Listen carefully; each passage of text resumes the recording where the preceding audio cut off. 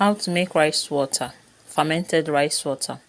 Very simple. Just get a little quantity of rice. I just want a little rice water, and rinse it. Pour it in a container that has cover. So this my container has a cover.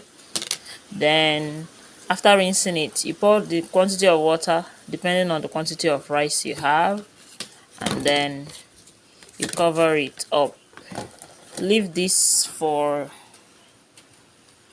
about 24 hours if you want it. If you want all the nutrients in the rice to be instilled into the water, or you can leave it for some hours as long as you can wait.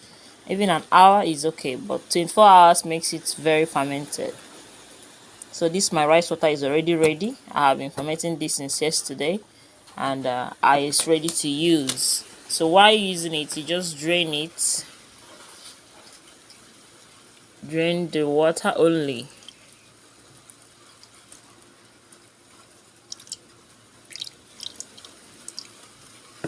and you're good to go. This is your fermented rice water ready for use. Watch out for how to apply it. Bye.